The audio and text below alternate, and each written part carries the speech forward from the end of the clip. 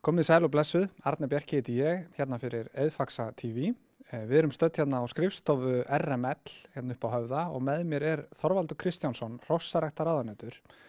Blessaður Þorvaldur. Blessaður, gaman að segja. Sömuleiðis. Hérna, nú eru skráning opnaði í morgun á kynbótasýningar vorsins og fer geist á stað. Já. Hvað getur þú svona sagt okkur hérna kynbótastarfið núna í vor og það eru breytingar sem að er að verða? Þetta er mitt opnar kl. 9 í morgun, skráningar og fóru afar hressilega af stað og mjög ánægilegt bara að það sé áframhaldið áhugi á þessu bara og við höfum náttúrulega náð að halda bara góðan dampi undanfarin ári í fjölda hrossa hverju ári og vonandi heldur það áfram og það er náttúrulega spennandi ár framundan eins og alltaf bara eins og hjá okkur, náttúrulega fjórðungsmót á Vesturlandi og hugur í fólki þar, þau ætla að bjóða stærra svæði núna með sér á mótið, það verður alveg frá Kjós og norður í Eyjafjörð, þannig að hugur í vestlendingum með það og svo náttúrulega verður HM í Sviss í byrjun ágúst og við munum náttúrulega velja eftir hross sem sagt í þeim flokkum 5, 6 og 7 eldri hristna stóðust bara eins og vant er og það mun einmitt koma núna inn á Eðfaxa vefinn sem sagt pistillum bæði FM fjórðungsmótið og HM og hvernig verður staðið að vali hrossa inn á þessi mót en það er með hefðbundnu sniði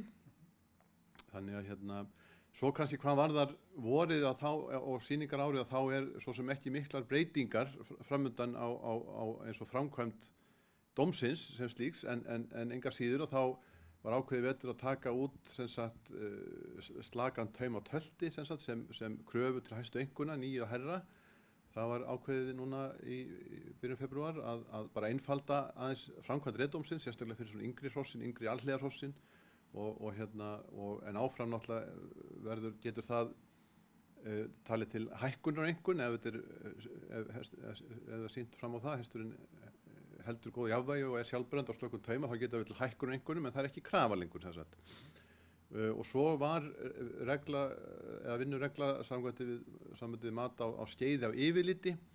að ef hross var með 5 fyrir skeið í dómnum og var 6 ára eldri að þá þurfti að ná 6,5 fyrir skeið á yfirlitssýningu til að hreyfa einhvern og það var ákveðið að taka þessa reglu bara út líka svona til einfundunar þannig eftir stendur unni bara að til að hækka skeið af fullu yfirliti þá þarftu að sýna hestin á tölti þannig að því að tölt og skeið eru svo náttúrulega náskyldar gántöfundir þá þarftu að sýna hann á tölti og hann standi þokkalega við þá tölti einhver sem var hlaut í dómnum til að fá fulla hækkun á skeið á yfirliti.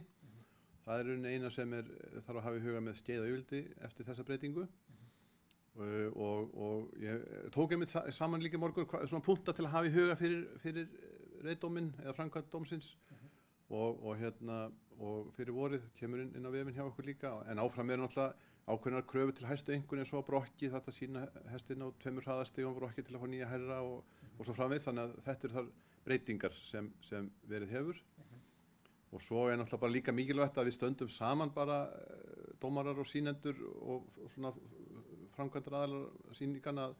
að bara reyna að halda tímamörk, mæta vel á morgnana og geta byrjað kl. 8 að dæma byggingu og vera ekki fram á kvöld og við þurfum öll að standa saman það til þess að sýningarna verði ekki dýrari hjá okkur til framtíðar að láta allt ganga bara vel og ég hef engar áhyggjur af því þannig að samstarfið hefur verið mjög gott bara og ég vænti þess að það verður engin breyting á því í ár að samstarfið milli sýnenda og dómara og bara starfsfólks sýninganna halda áfram að vera með eindæmi gott. Akkurat. Þetta bara verulega spennandi vor og eins og segir að það er náttúrulega fara geist á stað og þessar skráningar miðað við að það er ekki landsmótsár þannig að það er bara mjög ánægilegt að sjá fyrir kynbótakerfið. Já.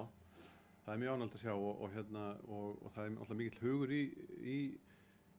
fólki, ræktendum Íslandi og við stöndum alltaf gríðarlega vel bara með og stöndum framar öllum öðrum 5 þjóðum eins og staðin í dag með ræktun íslenska hestsins og það er alltaf bara að þakka miklu metnaði ræktenda á Íslandi og þátttöku í kerfinu, það er alltaf bara málið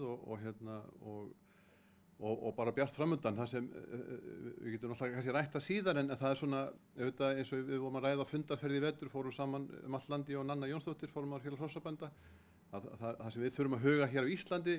hvað er ræktuníska hestin? Það er náttúrulega bara verndun erfðabreytileikans og þar kemur auðvitað notkun á sæðingum þar inn og fóstursaflutningum og að halda uppi og við þurfum svolítið að dreifa notkun á stóðustu meira, passa okkur á því að hún verði ekki of einsleit, þannig að það verði eins og staðan hefur undan ára þá er þetta frekar fáir hestar sem eignast mjög mörg fóld á Íslandi á hverju ári. Þannig að bæði upp á breytileikana þá þurfum við að huga því að dreifa notkunin svolítið meira, sem það bestu hryssuna fari undir svolítið fleiri stóðhesta og bæði upp á erfðabreytileikana og líka bara upp á það að við fáum til framtíðar nægilega mikla reynslu á nógu marga stóðhesta.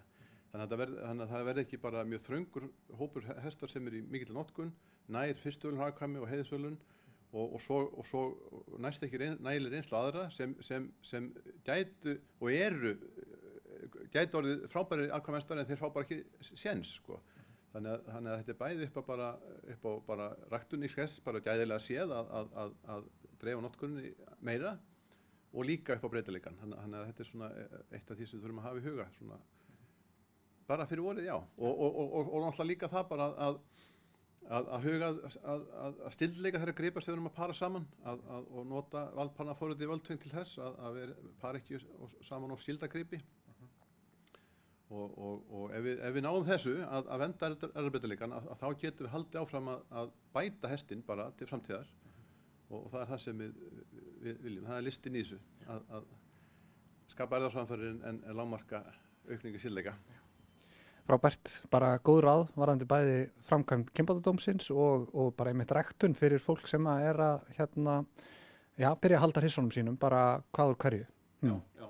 Ég þakka kærlega fyrir bara spjallið núna og hlakka til vorsins. Sömuleiðis, takk kærlega fyrir komuna.